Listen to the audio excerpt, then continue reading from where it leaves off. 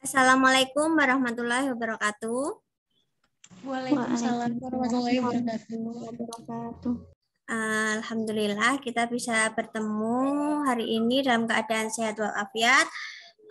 Kegiatan kita hari ini yaitu presentasi mengenai tempat bersejarah di sekitar kalian ya. Sebelum kita mulai, kita berdoa agar acara atau kegiatan hari ini berjalan dengan lancar. Berdoa, saya persilahkan.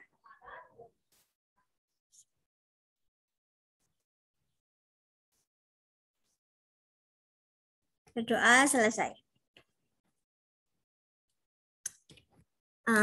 Udah nonton di Spada YouTube-nya? Sekarang sekarang siapa yang mau presentasi dulu? Silahkan.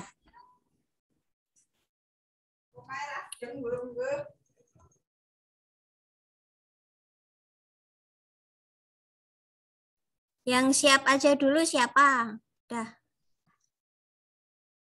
Nggak usah tegang ya, tolong nggak usah tegang.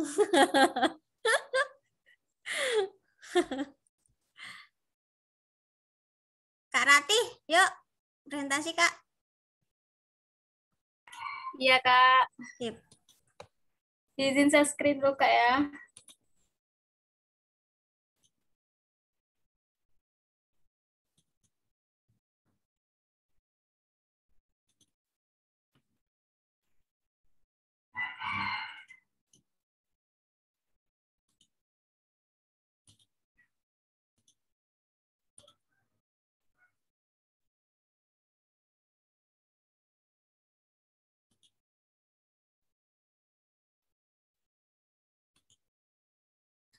Baiklah, Assalamualaikum warahmatullahi wabarakatuh. Waalaikumsalam warahmatullahi wabarakatuh. Di sini saya akan menjelaskan sedikit mengenai wisata religi bersejarah di Jambi. Baiklah, yang pertama yaitu ada Masjid Seribu Tiang. Nah, Masjid Seribu Tiang ini atau dikenal dengan Masjid Agung Al-Falah merupakan masjid terbesar di Provinsi Jambi yang letaknya di kota Jambi. Nah, masjid ini berdiri di atas tanah 2,7 hektar dengan luas bangunan 80 meter kali 80 meter yang dapat menampung 10.000 jamaah. Nah, masjid ini memiliki sebuah kubah besar dan menara menjulang di sampingnya. Secara arsitektur, masjid ini dirancang untuk terbuka tanpa adanya pintu dan jendela, dengan menyesuaikan dengan namanya yaitu Al-Falah yang berarti kemenangan yang dimaknai dengan kebebasan tanpa hukuman. Nah, dapat dilihat di sini gambarnya, masjidnya itu banyak tiang, kemudian tidak ada itu namanya pintu dan jendela, jadi seperti pendopo. Nah, masjid ini dibangun pada tahun 1971 dan selesai pada 1980. Area masjid ini dulunya merupakan pusat kerajaan Melayu Jambi. Nah, khususnya pada masa Sultan Taha Saifuddin. Nah, sedangkan bangunan masjidnya dulu merupakan istana tanah pilih. Maksudnya di bangunan masjid ini yaitu istananya gitu. Selain itu, masjid ini juga merupakan salah satu saksi penyerangan Belanda pada tahun 1858. Nah, hal tersebut terjadi karena Sultan Taha Saifuddin membatalkan perjanjian yang dibuat Belanda dengan rajanya yang merupakan ayah dari Sultan Taha Saifuddin. Perjanjian tersebut dibatalkan karena dinilai sangat merugikan masyarakat Jambi. Jadi tempat di area masjid ini merupakan juga saksi bisu dari penyerangan Belanda pada zaman dahulu. Kemudian ketika masuk dan melihat Masjid Agung Al-Falah Jambi ini, terlihat tidak memiliki jendela yang seperti saya sebutkan tadi. Kemudian dapat dilihat bahwa ini merupakan kubah yang besar di tengah-tengah masjid ini. Tetapi walaupun namanya disebut dengan Masjid 1000 Tiang, tetapi tidak memiliki 1000 tiang, hanya memiliki 288 buah. Nah, karena dijuluki 1000 tiang itu karena tiangnya banyak, jadi orang beranggapan itu memiliki 1000 tiang gitu. Selanjutnya yaitu Candi Muaro Jambi. Nah, Candi Muaro Jambi berada pada Muara Jambi, Desa Muaro Jambi, Kecamatan Marosebo, Kabupaten Muaro Jambi. Nah, Candi Muaro Jambi ini merupakan situs atau peninggalan bersejarah agama Buddha. Kemudian ini fakta-fakta mengenai Candi Muaro Jambi. Yang pertama yaitu candi yang luasnya 8 kali dari luas Candi Borobudur. Itu saya mengutip dari Pemerintahan Provinsi Jambi. Kompleks Candi Muaro Jambi merupakan situs peninggalan purbakala terluas di Asia Tenggara, membentang dari barat ke timur di tepian Sungai Batanghari dengan sepanjang 7,5 km. Bahkan luasnya lebih atau setara dengan 8 kali luas dari Candi Borobudur. Kemudian candi yang usianya lebih tua dari Candi Borobudur. Nah, Candi Muaro Jambi ini diperkirakan sudah terbentuk sejak abad 7 Masehi.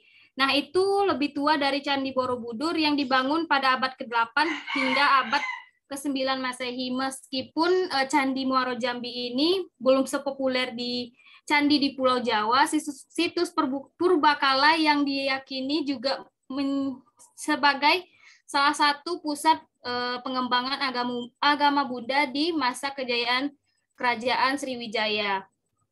Kemudian yang ketiga, candi yang masuk warisan UNESCO. Nah, Candi Muaro Jambi ini akhirnya berhasil masuk ke warisan dunia atau UNESCO pada tahun 2009 lalu.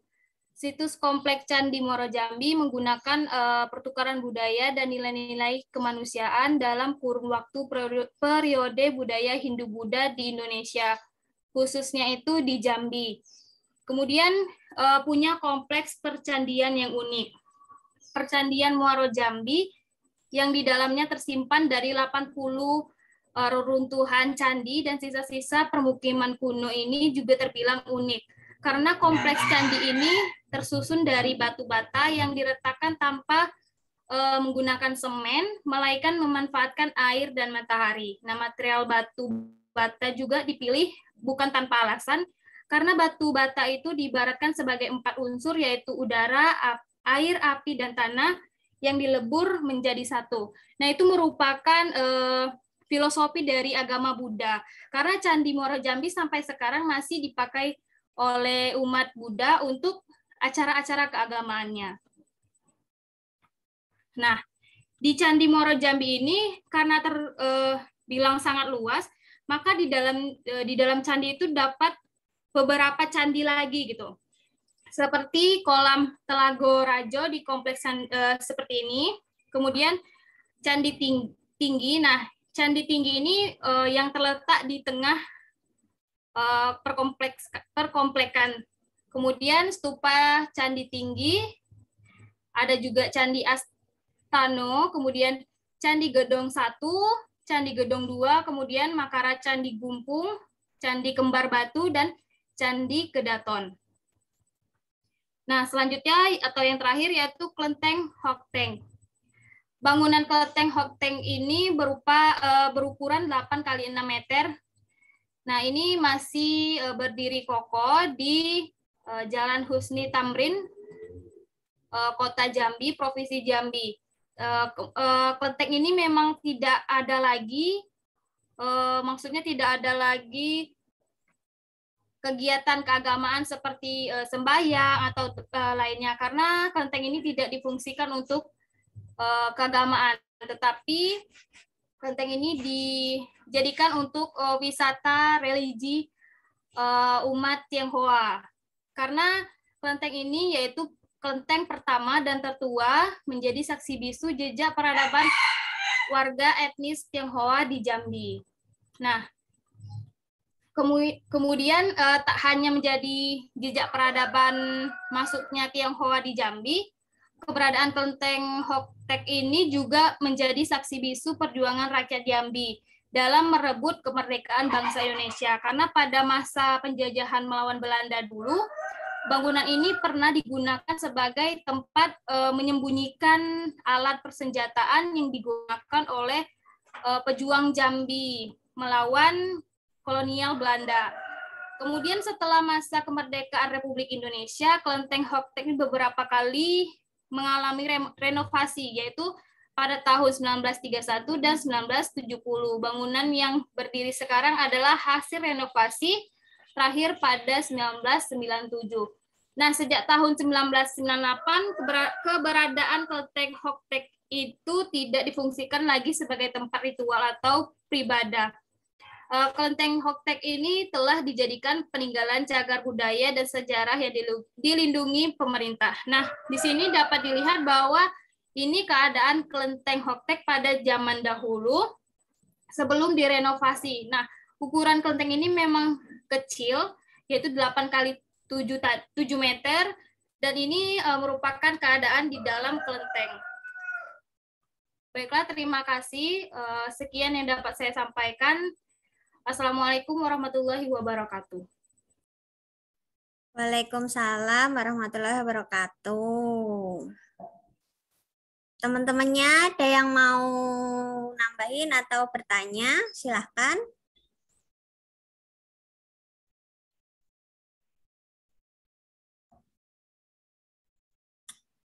Gak ada nih, beneran nih gak ada. Lanjut aja ya. Kok kalian senyum-senyum sendiri? Kak Wikan, yuk. Presentasi, Kak. Iya, Kak. Izin share screen, Kak. Oke.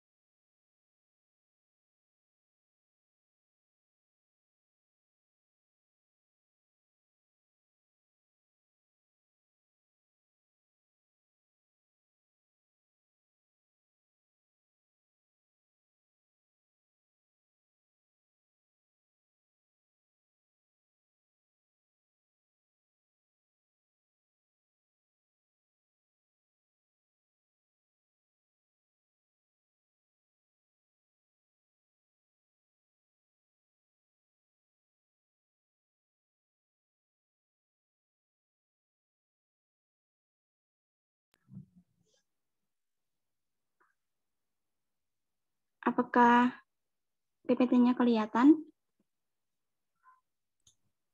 Sudah. Iya, udah. Ya, bismillahirrahmanirrahim. Assalamualaikum warahmatullahi wabarakatuh. Waalaikumsalam warahmatullahi wabarakatuh. Nama saya Wikan Tesning Arianto dari Universitas Negeri Gorontalo. Langsung saja saya akan mempresentasikan tempat-tempat bersejarah yang berkaitan dengan agama yang ada di daerah Gorontalo. Yang pertama itu ada Desa Adat Bobohu. Desa Adat Bobohu ini telah ditetapkan sebagai desa wisata religius oleh pemerintah Provinsi Gorontalo karena pesona dari budaya yang tersimpan baik di desa ini. Desa adat ini juga merupakan sebuah pesantren alam di mana di dalamnya terdapat para santri yang tengah menimba ilmu agama Islam. Selain untuk mempelajari agama Islam, Desa Adat Bobohu ini juga merupakan tempat belajar untuk mengenal lebih jauh sejarah dari Kerajaan Gorontalo. Ma'at Taduwolo, yaitu sebuah tempat di dalam lingkungan desa adat ini, menyimpan berbagai macam sumber yang berkaitan dengan sejarah Kerajaan Gorontalo. Yang kedua ada Masjid Walimah Emas. Bisa dilihat di sini bahwa masjidnya ini di atasnya itu atau di kubahnya itu berwarna emas dan juga ada properti seperti bulatan-bulatan kecil itu yang merupakan kue yang telah saya presentasikan di kebinekaan Hari Kuliner kemarin, yang biasanya digunakan saat acara walimah, yaitu acara saat hari lahirnya Nabi Muhammad SAW. Masjid ini dibangun pada tahun 2008 dan diresmikan pada 12 Desember tahun 2012 yang terletak di pegunungan yang ada di Desa Bongo, Kecamatan Batu Daa Pantai, Kabupaten Gorontalo. Nah, jika ingin menikmati pemandangan dari ketinggian dengan nuansa religi, maka untuk menuju ke masjid ini dari desanya itu akan menempuh rute seperti tangga sekitar 500 meter. Namun rasa lelah perjalanan akan terbayar saat melihat bentuk megah dari Masjid Walimah Emas, dan juga dari sana kita bisa melihat pemandangan rumah warga di bawah dan juga perahu nelayan yang dilabuhkan di pesisir pantai.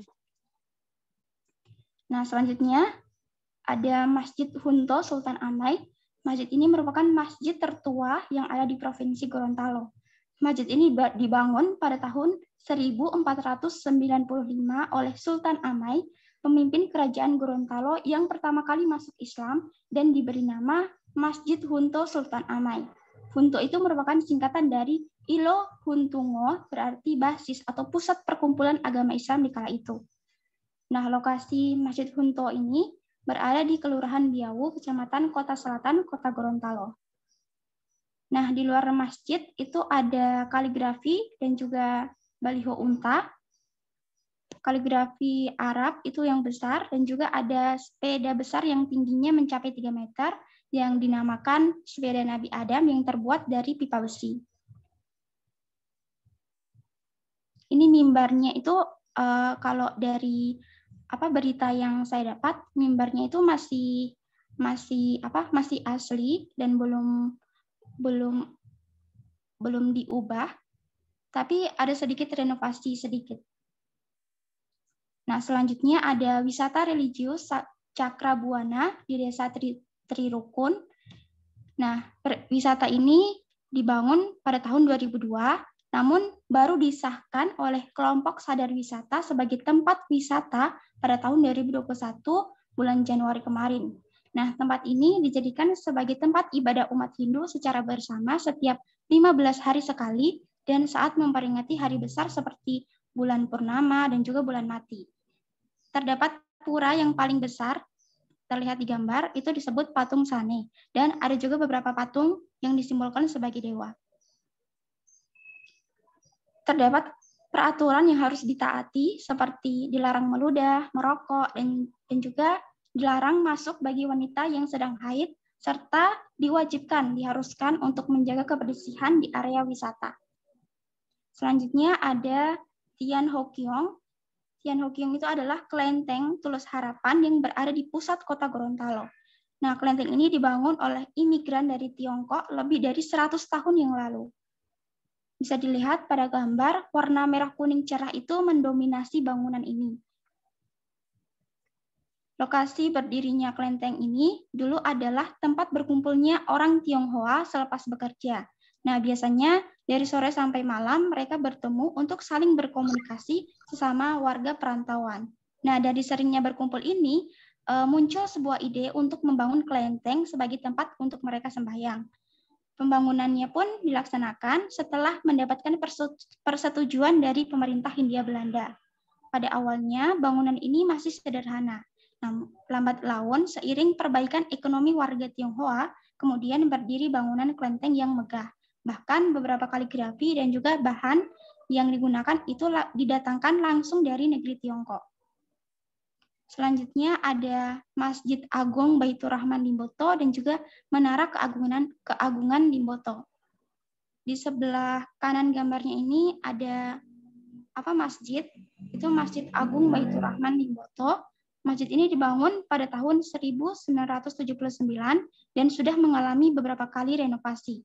Masjid ini merupakan masjid terbesar di Kabupaten Gorontalo. Masjid ini berseberangan dengan Menara Keagungan Limboto yang membuat banyak orang tertarik untuk mengunjunginya. Nah, terima kasih. Itulah presentasi dari saya. Maaf bila ada kekurangan. Wassalamualaikum warahmatullahi wabarakatuh.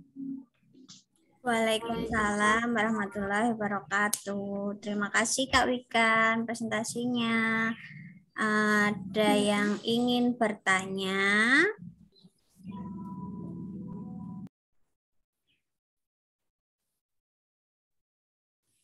Tidak ada lagi zong lagi pemirsa. Ayo selanjutnya, siapa yang udah ready? Reski udah ready? Ya, Kak. Oke, siap. Silakan. Ya, Kak.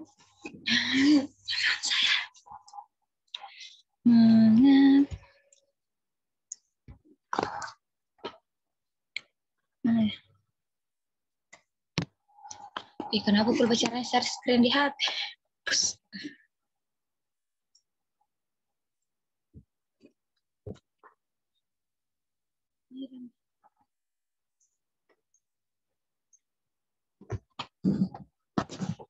Sudah terlihat, Kak? Iya, sudah. Sudah. Ya, baiklah, saya akan mempresentasikan tempat-tempat agama bersejarah yang ada di Kota Makassar. Yang pertama itu Masjid Tua Katangka.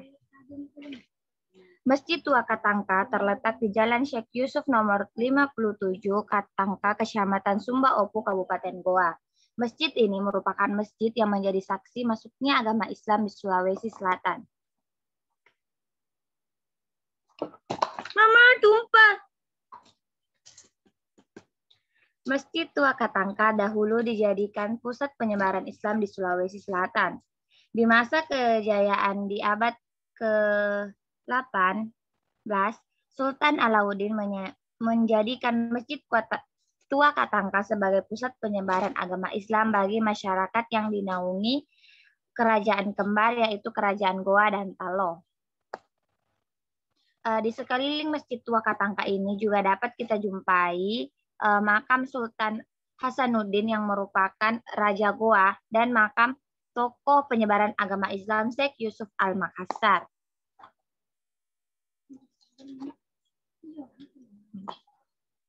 Masjid Katangka menjadi saksi sejarah kejatuhan Kerajaan Goa.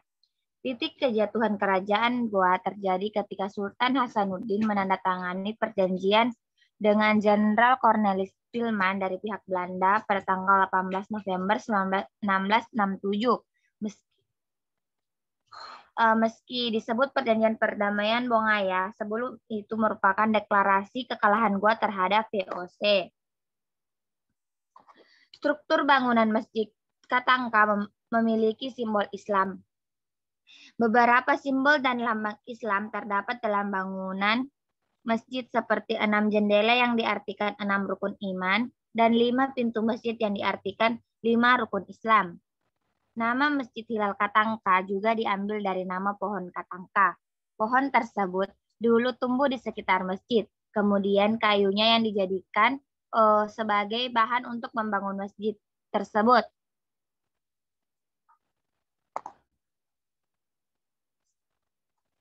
Pengaruh gaya arsitektur Tiongkok juga dapat ditemukan pada bangunan masjid ini.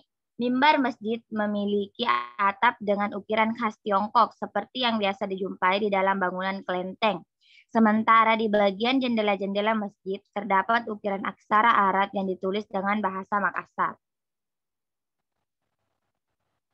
Masjid Tua Katangka telah direnovasi sebanyak 6 kali.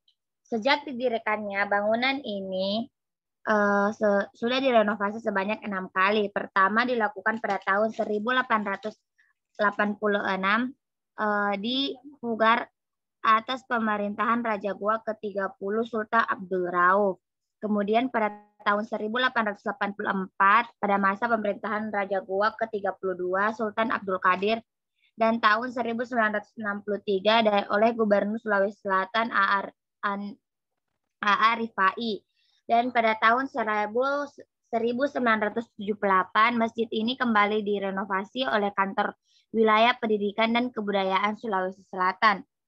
Lalu 2 tahun berikutnya direnovasi oleh Suaka Sejarah dan Purbakala Sulawesi Selatan, dan terakhir masjid ini direnovasi di tahun 2006 sampai 2007 oleh pengurus masjid dengan bantuan dana dari Pemprov Sulawesi Selatan. Yang kedua itu Klenteng Sianma. Klenteng Sianma terletak di Jalan Sulawesi. Konon Klenteng Sianma menjadi salah satu klenteng tertua di Kota Makassar. Rumah peribadatan ini berdiri sejak tahun 1864 yang lalu. Sianma telah mengalami perombakan beberapa kali sejak berdiri. Tercatat pada tahun 2005 dilakukan renovasi besar-besaran pada Klenteng Sianma dengan dibangun 5 lantai. Hingga akhirnya pada tahun 2008, klenteng tertinggi di Makassar ini resmi digunakan oleh etnis Tionghoa. Dari semua klenteng yang ada di Kota Makassar, Klenteng Sianma menjadi klenteng yang memiliki kelebihan tersendiri dan juga paling favorit, dikarenakan klenteng ini dianggap sebagai klenteng dengan dewi-dewi terlengkap. Hal menarik lain dari klenteng yaitu dari segi peninggalan sejarah dan budayanya. Yang ketiga, Klenteng Ibu Agung Bahari. Klenteng Matyopo atau disebut juga sebagai Ibu Agung Bahari adalah salah satu klenteng tua di Kota Makassar. Klenteng ini dibangun pada tahun 1738 oleh keturunan Tionghoa di Makassar yang bernama Kapitan Lie Luchang. Dulunya klenteng ini bernama Tian Hokian yang berarti Istana Ratu Langit. Klenteng ini dibangun untuk memuja Dewi Mopocho, Dewi Pembawa Berkah dan Keselamatan di Laut. Ya, itulah tadi presentasi saya.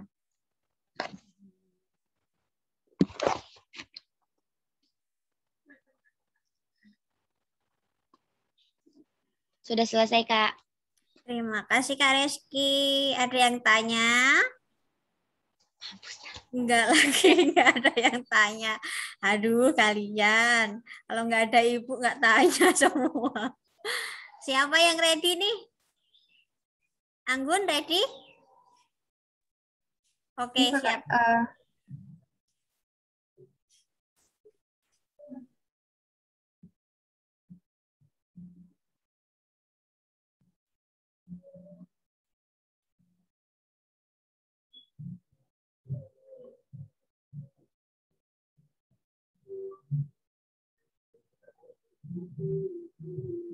Kelihatan, Kak? Oke. Assalamualaikum warahmatullahi wabarakatuh. Waalaikumsalam warahmatullahi wabarakatuh. Nah, jadi kesempatan kali ini saya akan menjelaskan mengenai tempat bersejarah keagamaan yang ada di Kabupaten Wakatobi. Nah, mungkin dari teman-teman yang sudah presentasi tadi ada beberapa tempat, tapi di sini saya hanya fokus pada satu tempat saja. Jadi saya mengambil benteng Keraton Lia. Nah, benteng ini memang peninggalan sejarah, tetapi di dalamnya juga terdapat situs keagamaan, sejarah keagamaan seperti itu. Jadi saya mengambil benteng Keraton Lia untuk menjelaskan kepada teman-teman sekalian. Baik.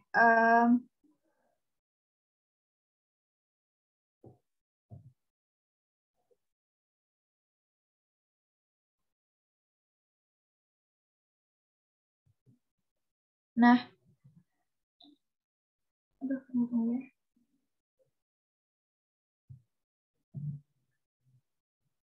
Nah, memang Wakatobi itu tidak hanya tentang bawah lautnya saja yang memukau, tetapi juga memang di Kabupaten Wakatobi, di 4 pulau besarnya yaitu Wangi-Wangi, Kaledupa, Tomia, dan Binongko memiliki situs peninggalan sejarah masing-masing. Nah, salah satunya yaitu Benteng Keraton Lia. Nah, secara administratif Benteng Liat ini terletak di Desa Liatogo, Kecamatan Wangi-Wangi Selatan, Kabupaten Wakatobi. Nah, jika dilihat di sini, Benteng Keraton Lia ini terbuat dari susunan batu kapur yang begitu rapi dan kokoh, terbentang sepanjang 30 hektar. Nah, dari cerita masyarakat setempat, batu-batu yang tersusun tersebut direkatkan hanya dengan menggunakan putih telur. Jadi pada zaman dahulu, batu-batu yang tersusun ini hanya direkatkan menggunakan putih telur. Nah, bisa dilihat mungkin di sini, ini merupakan benteng. Nah, dahulu benteng Keraton Lia difungsikan sebagai tempat untuk memantau pergerakan kapal-kapal asing yang melintas di perairan Wakatobi, sekaligus menjadi kontrol kerajaan Buton atas Laut Banda yang berada di timur pulau. Jadi mungkin kalau teman-teman masih ingat waktu itu saya pernah menjelaskan mengenai Wakatobi. Jadi Wakatobi itu memang dahulu sebelum menjadi Kabupaten Wakatobi masih menjadi bagian dari Kepulauan Buton. Nah, di Kepulauan Buton itu memang juga memiliki kerajaan Buton yang dahulunya termasuk Wakatobi, seperti itu. Nah, benteng ini memiliki 12 lawa atau biasa disebut pintu. Nah, 12 lawa tersebut merupakan pintu keluar yang difungsikan masyarakat kerajaan untuk berinteraksi dengan masyarakat sekitar. Sejarah mengenai keberadaan benteng ini tidak terlepas dari sejarah kemasyhuran Kesultanan Buton. Nah, ini yang saya maksud tadi bahwa di benteng ini juga terdapat situs sejarah keagamaan. Salah satunya ada Masjid Mubarak. Nah, persis sekali di dekat benteng ini terdapat masjid yang dinamakan Masjid Mubarak. Nah, masjid tua ini dibangun pada tahun 1546 yang bernama Masjid Mubarak. Namun, masyarakat sekitar itu sering menyebut masjid ini dengan sebutan Masjid Keraton Lia. Selanjutnya, menurut cerita legenda makam. Nah, kalau teman-teman lihat di sini di bagian benteng ini di dalam ini itu terdapat beberapa makam. Nah, salah satunya menurut cerita legenda, makam tersebut adalah tempat peristirahatan terakhir seorang pemuda bernama Talo Talo, pemuda sakti yang diberi daerah kekuasaan Lia Togo oleh Kesultanan Buton karena dianggap berjasa ketika diberi tugas untuk menyelesaikan konflik di salah satu negeri bagian.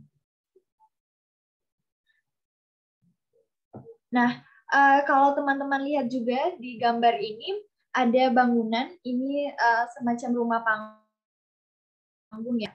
Ini salah satu bangunan yang untuk pada zaman dahulu itu masyarakat kerajaan itu melakukan berbagai kegiatan di sini. Misalnya rapat kerajaan atau diskusi dan lain sebagainya.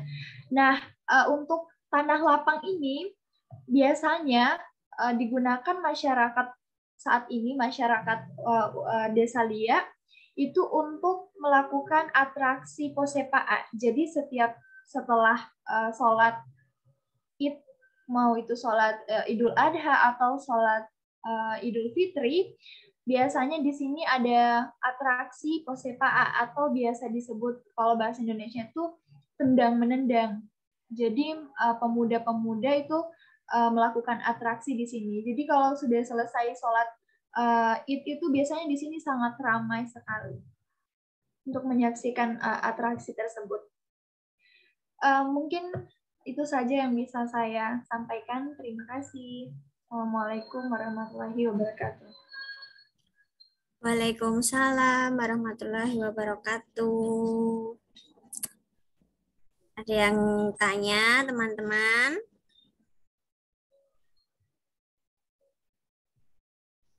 Tidak ada lagi yang bertanya. Siapa lagi nih yang belum tadi? Kak Weldiana, siap?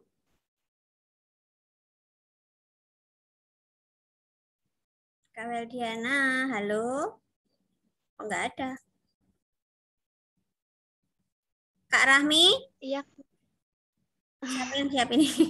Oh, Kak Waldiana. Oke. Boleh nggak pakai itu, Kak? Boleh nggak pakai apa PPT presentasinya? Boleh. Boleh saja. Yang penting presentasi. Oke. Baiklah, Assalamualaikum warahmatullahi wabarakatuh. Waalaikumsalam warahmatullahi wabarakatuh.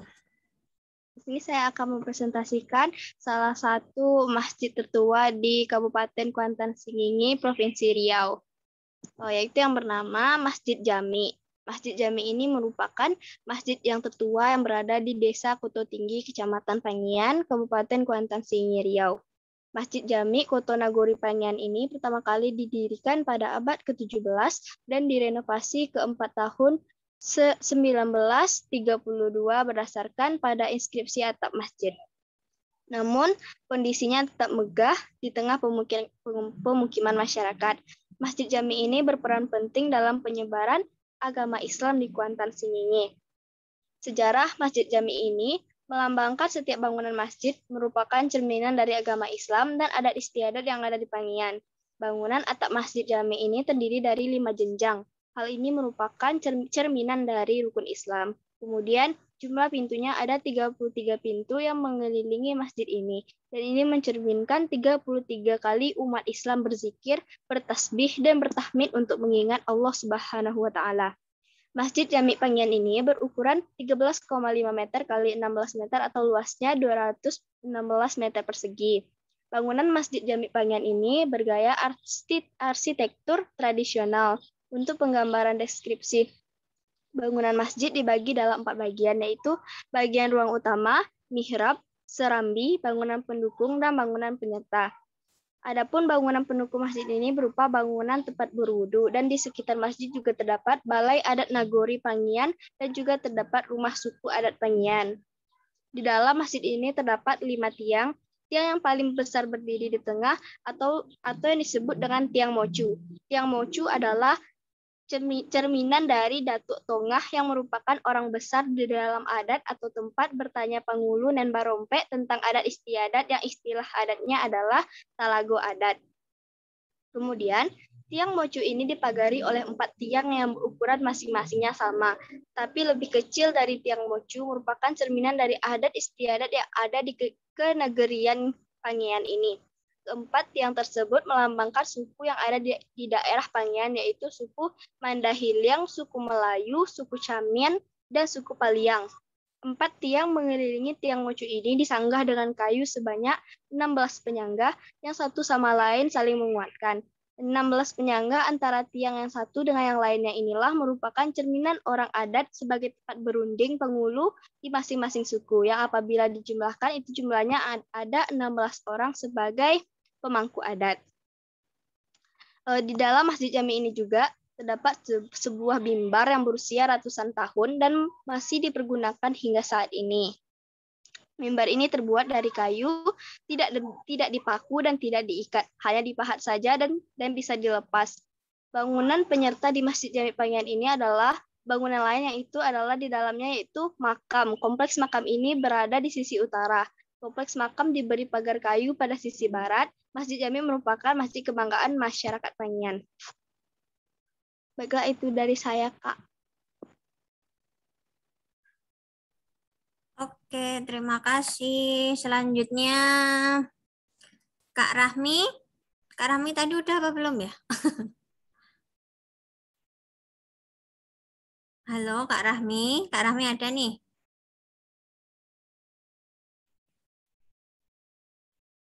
Nggak ada.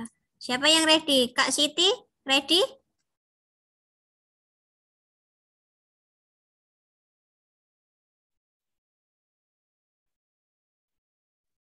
Ready, Kak. Oke, sip. Sip. Silakan. Bentar, Kak. Siap, Kak.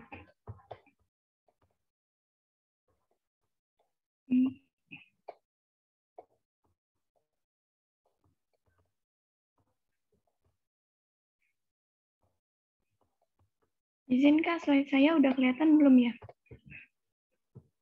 Iya, sudah. Sudah, Masjid Al-Falah Kota Sorong ya? Iya, benar. Oke, udah. Oke, bismillahirrahmanirrahim. Assalamualaikum warahmatullahi wabarakatuh. Waalaikumsalam.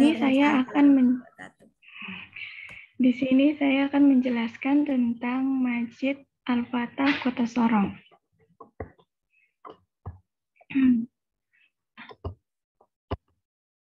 Masjid Al-Fatah merupakan masjid yang paling tertua di Kota Sorong. Dibangun sejak tahun 1947 pada masa penjajahan Belanda. Bangunan ini berdiri di atas tanah seluas 669 meter persegi, dengan luas gedung 21 kali 30 meter. Masjid ini terletak di Jalan Weigo, Kelurahan Kampung Baru, Kota Sorong, Papua Barat. Masjid ini memiliki kubah yang unik, di mana bentuk para kubah masjid ini memiliki 6 gelombang yang melambangkan rukun iman. Masjid ini juga merupakan masjid yang berada di Kota Sorong. Masjid ini menjadi tempat sholat dan beribadah umat muslim di sekitarnya yang rutin mendirikan sholat berjamaah.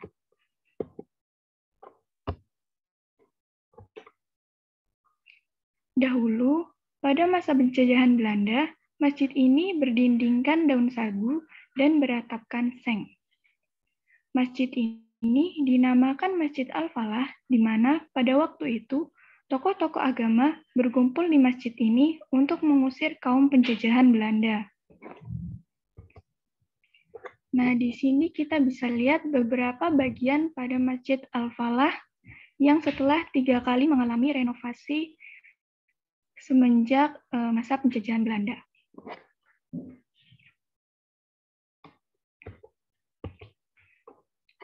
Oke, sekian presentasi dari saya. Segitu aja, Kak. Di Papua nggak ada kayak kelenteng atau pura-pura gitu, Kak? Ada, Kak, cuman kita ini bagi dua dengan, kan di Sorong sini ada 2 yang ikut modul Nusantara. Di sini Oke. kita bagi-bagi gitu. Siap-siap. Yuk, selanjutnya siapa nih? Makasih ya, Kak. Ya, Kak, sama-sama. Kak Vicky, ready belum nih? Kak, tapi saya belum bikin PPT-nya. Udah, yang penting presentasi aja, nggak apa-apa. Sambil baca nggak apa-apa.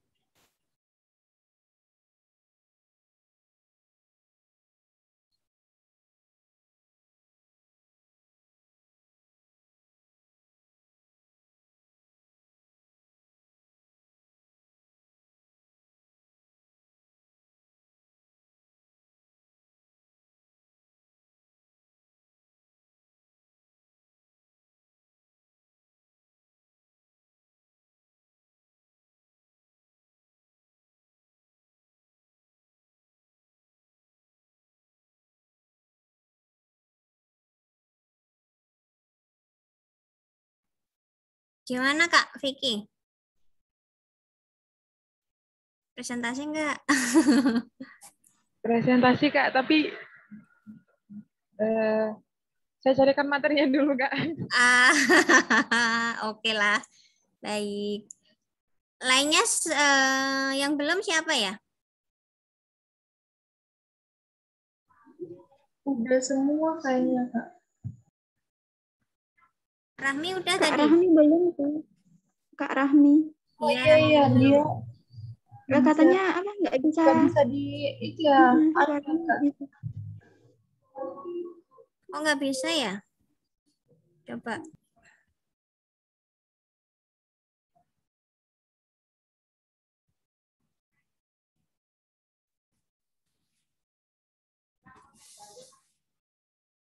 Nggak bisa mute. Aduh, gimana? Aku nggak matiin loh. Bentar.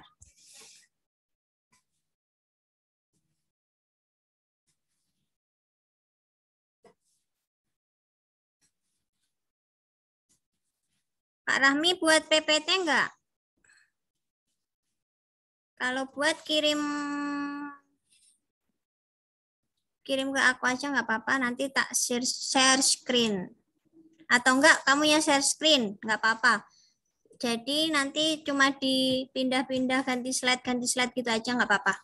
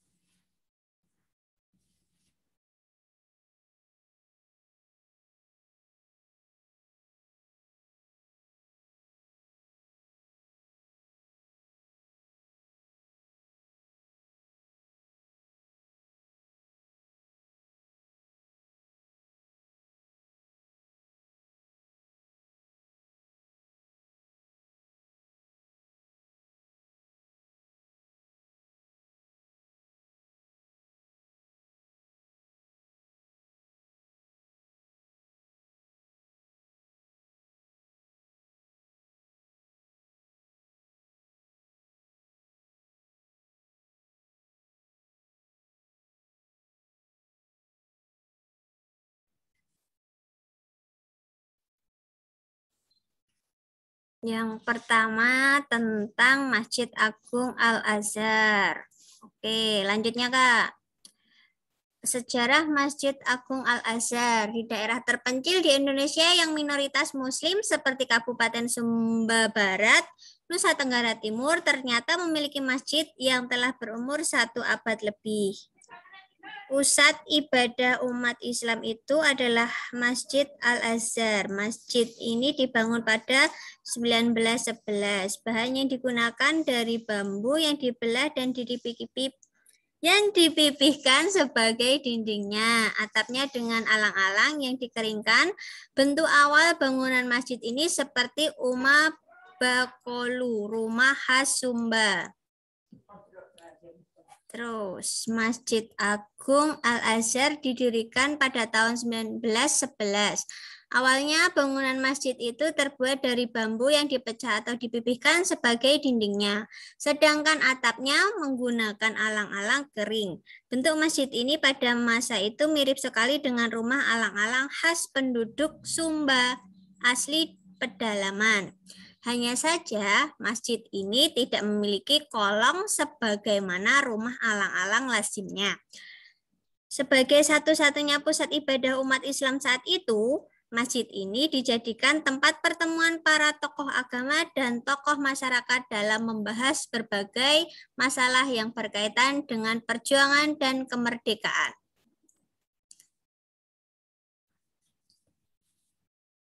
Gambar yang pertama ini tokoh agama dan anak-anak yang belajar mengaji di masjid, berfoto bersama di depan bangunan pertama Masjid Agung Al-Azhar pada maksudnya pada waktu awal-awal masjid ini dibangun paling ya. Gitu paling ya Kak ya. Terus yang ini para tokoh agama dan masyarakat yang mengadakan kegiatan di Masjid Agung Al-Azhar. Next, Kak. Oke, yang presentasi kok jadi saya ya. Masjid Agung Al-Azhar sebagai satu-satunya pusat ibadah umat Islam saat itu. Masjid ini dijadikan tempat pertemuan para tokoh Islam dan tokoh masyarakat setempat membahas berbagai masalah yang berkaitan dengan perjuangan dan kemerdekaan. Lanjut, Kak. Next. Bentar. Dalam berbagai literatur dan sumber yang dicari tidak dapat ditemukan siapa yang memprakarsai pembangunan masjid ini dulunya. Dalam sumber Kementerian Agama dan Takmir Masjid juga tidak dapat diketahui siapa pemprakarsanya. Pemprakarsanya maksudnya pembangunnya pertama yang mempelopori, membangun gitu ya maksudnya ya. Foto atau lukisan lama juga tidak ditemukan, hanya ada foto tahun 1937 yang dapat dirujuk sebagai sumber sejarah. Pada tahun 1937, bangunan masjid ini direhab dengan mengganti atap alang-alang menjadi atap seng. Kemudian pada tahun 1970 direhab untuk mengganti dindingnya menjadi dinding permanen. Next.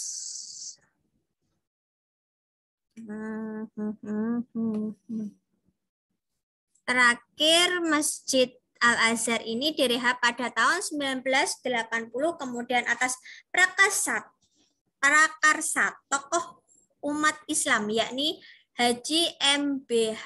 Al-Ghadri almarhum. Masjid pertama di Waikabubak tersebut secara resmi ditetapkan sebagai Masjid Agung Sumba Barat dan diberi nama Al-Azhar. Banyak ya?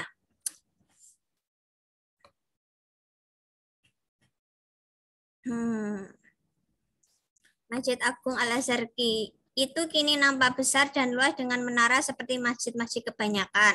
Masjid ini nampak indah dipandang, tiang masjid yang besar pun menambah kecantikan masjid itu. Apalagi di sela-sela tiang bagian depan masjid menampakkan interior dengan gaya masjid Cordoba, sedikit mengingatkan kita akan arsitektur zaman kekhalifahan Islam dulu. Masih enggak nih? Nih foto-fotonya, ini yang atas dari dalam, yang bawah dari luar. Sok tahu banget ya aku. Ayo lanjutnya. Oh, udah selesai. Terima kasih Kak Rahmi. Aduh, saya jadi haus. Kak Vicky udah belum, Kak?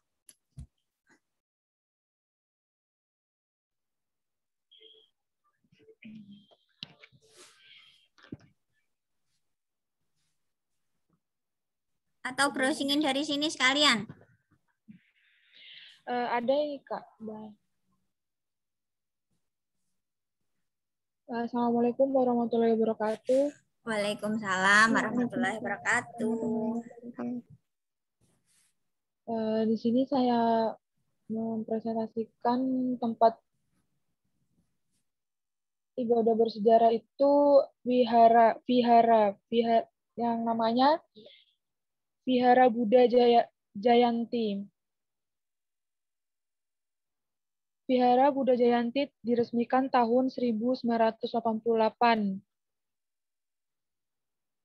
yang beralamat di Jalan Jenderal Ahmad Yani, Sorong, Papua Barat.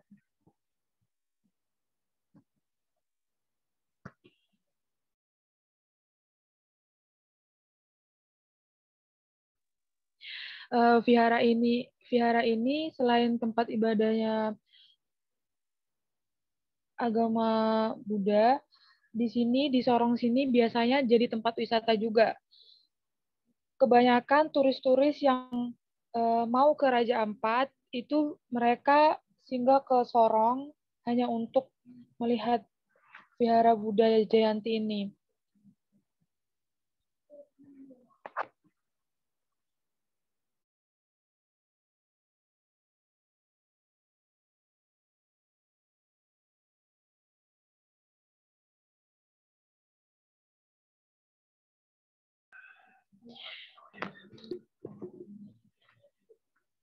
Cuma itu sih Kak yang saya tahu dari viharanya, Kak.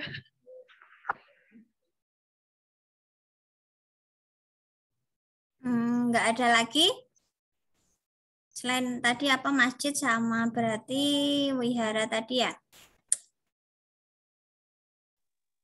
Ada satu masjid lagi sih Kak, menurut saya masjid paling besar di Kota Sorong. Namanya Masjid Raya Al-Akbar.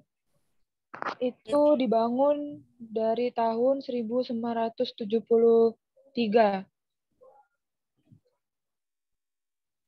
Dan baru-baru direnovasi pada tahun sekitar 2019 sampai 2020 ini. Oke. Udah nggak apa-apa sih, itu aja nggak apa-apa, udah cukup. Ini teman-temanmu yang lain kemana? Kok cuma ini ya yang masuk ya? Nggak ada izin. Ada WA kalian teman-teman yang lainnya? Nggak ada juga. Mungkin Nggak ada, repot Kak. semua. Mungkin lagi weekend berlibur ya. Ya udah, terima kasih sudah presentasi hari ini. Kalian luar biasa, hebat semua, keren. Terima kasih presentasinya. Kakak akhiri. Wassalamualaikum warahmatullahi wabarakatuh. Waalaikumsalam warahmatullahi wabarakatuh.